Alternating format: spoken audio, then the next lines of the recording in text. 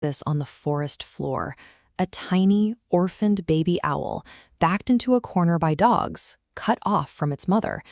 This chart shows the harsh reality of that situation. It plots the survival probability for an infant owl over a 48-hour period without parental care.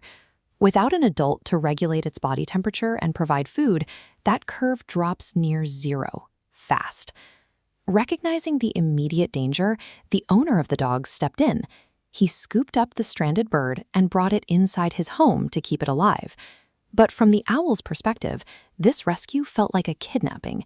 Its wild instincts fired instantly, categorizing the massive human and the dogs as deadly predators. Keeping this animal alive meant solving a much harder problem than simply providing shelter. It required dismantling millions of years of hardwired instinctual panic. The first step to bridging that gap was addressing the immediate risk of starvation. The man committed to hand-feeding the baby owl day after day. Biologically, this is an incredibly high-stress event. The terrified bird has to let a giant, perceived threat get dangerously close to its beak just to get a meal. This graph shows the process of habituation. As safe daily feeding repetitions increase on the bottom axis, the owl's acute stress drops steeply. At this intersection, panic subsides, and a new neural pathway forms, directly linking the man to caloric survival. You could see the behavioral shift in real time. The rigid, defensive posturing began to vanish, replaced by a visible physical relaxation whenever the man approached. A terrifying captor had become a reliable provider. That simple physiological shift laid the groundwork for the emotional bonds that followed. As the young bird grew, its confidence expanded.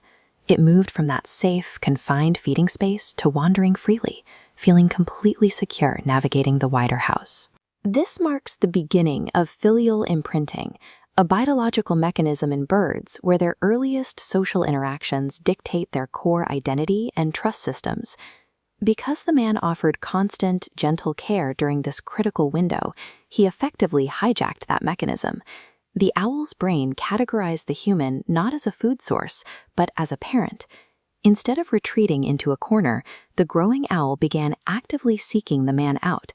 It looked to him for comfort, playtime, and a sense of safety. A wild raptor at this stage of adolescence would typically reject human proximity, choosing flight or a fight instantly.